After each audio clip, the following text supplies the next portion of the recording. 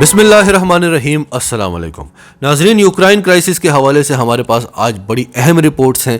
وہ رپورٹس بھی آپ کے سامنے رکھیں گے اور آپ کو امریکہ کا اصل چہرہ بھی بتائیں گے۔ ایک طرف وہ چلا رہا ہے کہ روس حملہ کرنے والا ہے، دوسری طرف وہ ایسے کام کر رہا ہے کہ روس حملہ کرے۔ ایک طرف وہ کہہ رہا ہے کہ ہم اپنے شہریوں کو بچانے کے لیے بھی یوکرائن میں فوجیں نہیں بھیجیں گے، ہم روس سے جنگ نہیں لڑنا چاہتے اور نہ ہم لڑ سکتے ہیں۔ دوسری طرف امریکی فوجیں کس طرح سے روسی حدود کی خلاف ورزیاں کر رہی ہیں اور روس صبر کا مظاہرہ کر رہا ہے۔ امریکہ کی پوری کوشش ہے کہ روس ان کی فوجوں پر حملہ کر دے۔ امریکہ ہر روز کہہ رہا ہے کہ روس حملہ کرنے والا ہے اور روس حملہ نہیں کر رہا، تو آج امریکہ نے حدیں ہی پار کر دی، روسی حدود کی خلاف ورزی کر دی۔ اس پر روس نے کیا ایکشن لیا، یہ ساری ڈیٹیل آپ کو بتائیں گے اور آپ کو ایک اور بڑی خبر بھی دیں گے کہ امریکہ جو کہہ رہا ہے کہ ہم یہ جنگ نہیں لڑنا چاہتے، ہماری صرف 8,000 فوجیں ہیں جو ایسٹرن یورپ میں تعینات ہیں۔ روس نے انکشاف کیا ہے کہ یہ 8,000 نہیں، 1,75,000 فوجیں ہیں۔ یہ سارا کیا ڈرامہ ہے یہ بھی آپ کو سمجھائیں گے، تو ڈیٹیلز میں جاتے ہیں۔ اس سے پہلے اگر ابھی تک آپ نے ہمارا چینل سچ ٹی وی سبسکرائب نہیں کیا تو اسے ابھی سبسکرائب کریں اور بیل آئیکن پر کلک کریں تاکہ ہماری آنے والی ویڈیوز آپ کو وقت پر ملتی رہیں۔ ناظرین، یوکرائن والا تنازع چلا کہاں سے تھا؟ جیسے کہ چین کی ون چائنا پالیسی ہے کہ جتنے بھی علاقے جو چین کے ہوا کرتے تھے، جو کسی نہ کسی طریقے سے اس سے الگ ہو چکے ہیں، ان کو واپس چین میں شامل کرنا ہے۔ یہی پالیسی روس کی بھی ہے کہ جس طرح سے سوویت یونین کے ٹکڑے ٹکڑے کر دیے گئے تھے، جس سے پہلے سوویت یونین دنیا کی سب سے بڑی طاقت ہوا کرتا تھا، اب روس چاہتا ہے کہ سوویت یونین کے جتنے بھی ایکس سٹیٹس ہیں ان کو دوبارہ سے روس کے ساتھ ملا دیا جائے۔ لیکن ابھی اس وقت جو پوری دنیا میں تیسری عالمی جنگ کا ایک ماحول بنا ہوا ہے، کیا وہ روس کی اس پالیسی کی وجہ سے ہے؟ نہیں، یہ امریکہ کی وجہ سے ہے۔ کیسے؟ امریکہ روس کے ارد گرد جتنے ممالک ہیں وہاں پر نیٹو کی فوجی تعمیرات میں ہر روز اضافہ کرتا جا رہا تھا، اور خبریں یہ بھی آ رہی تھی کہ ایکس سوویت یونین سٹیٹس کو نیٹو کا ممبر بنا دیا جائے گا۔ اس کے بعد اگر کوئی ایکس سوویت یونین سٹیٹ روس پر حملہ کرتا ہے تو پھر نیٹو کے رولز کے مطابق روس کی جنگ نیٹو ممبرز کے ساتھ ہوگی، یعنی سارے نیٹو ممبرز روس کے ساتھ پھر مل کر لڑیں گے۔ تو جتنی تیزی سے نیٹو اپنی فوجی تعمیرات کر رہا تھا ایسٹرن یورپین کنٹریز میں، ایکس سوویت یونین سٹیٹس میں، روس کے لیے خطرہ بڑھتا جا رہا تھا۔ اور پھر سپٹمبر 2021 میں ہم نے آپ کو ایک خبر دی تھی، یہ بھی آپ کے سامنے دوبارہ رکھ دیتے ہیں۔ Russian fighter jets escorted US air force bombers after it reportedly approaches Russian air space.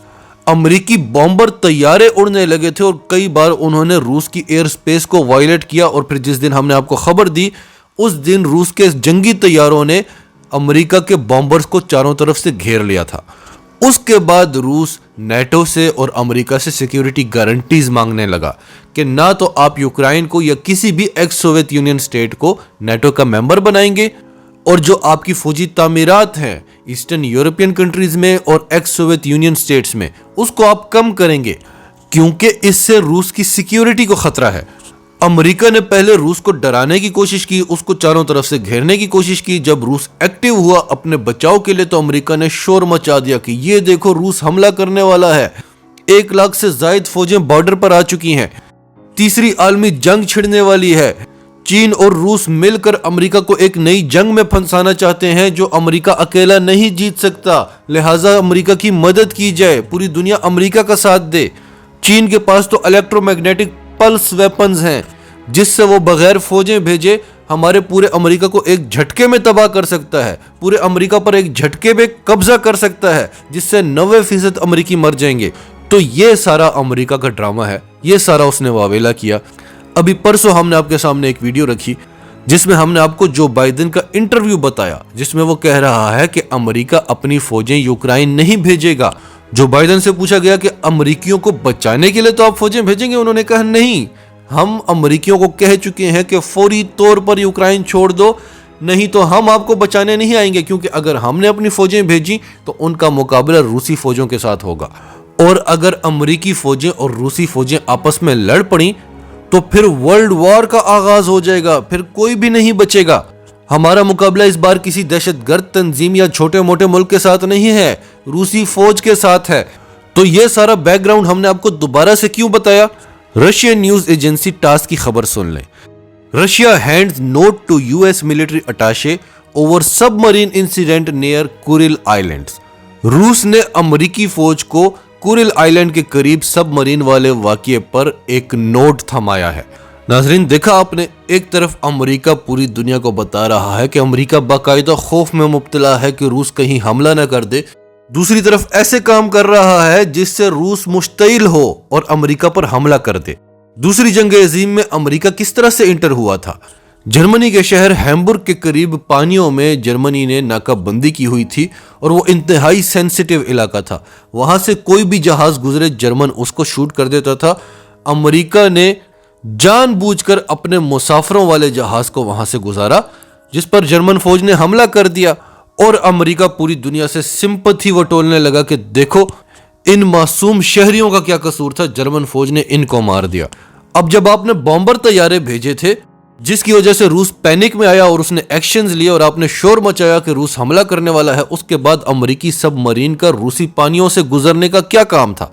America में रूसी एम्बेसी ने यूएस डिपार्टमेंट ऑफ डिफेंस को इन्फॉर्म किया कि आपकी न्यूक्लियर सबमरीन ने रूसी हदूद की खिलाफ वर्जी की है, जो कि इंटरनेशनल लॉ की ब्लेटेंट वायलेशन है।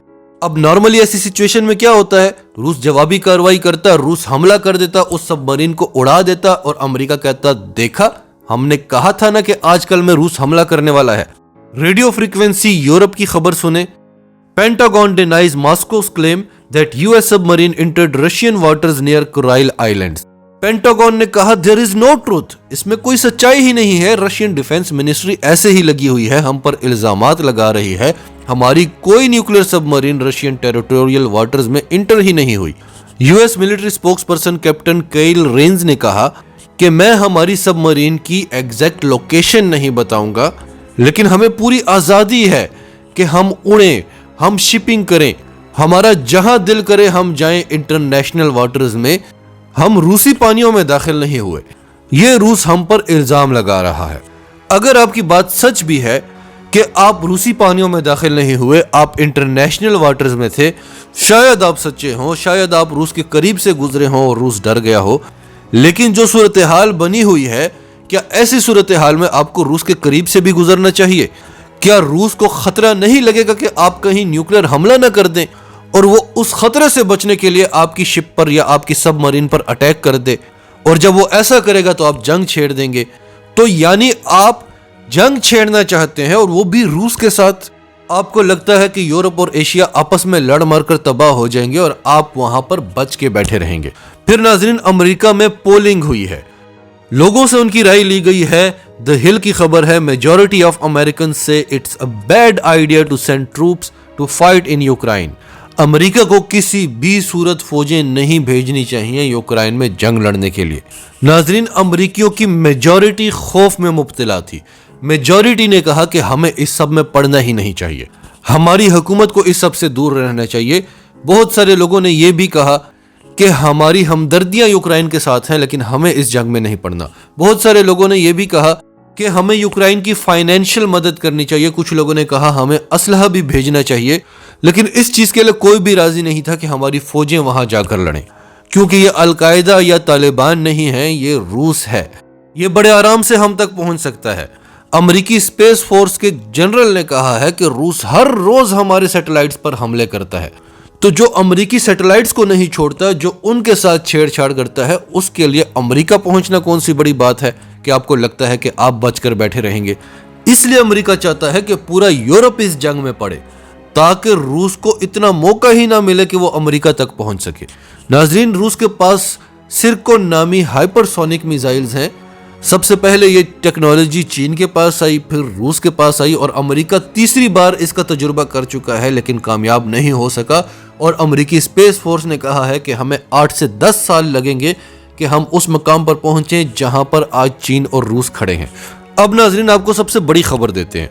आपको आज की वीडियो में भी शुरू पे हमने बताया, परसों की वीडियो में भी हमने बताया कि जो बाइडेन ने कहा कि हम अमेरिकियों को बचाने के लिए भी यूक्रेन में नहीं जाएंगे, हम रूस से जंग नहीं लड़ेंगे। स्पुतनिक इंटरनेशनल बहुत बड़ा इदारा है रूस का, उसकी खबर सुने।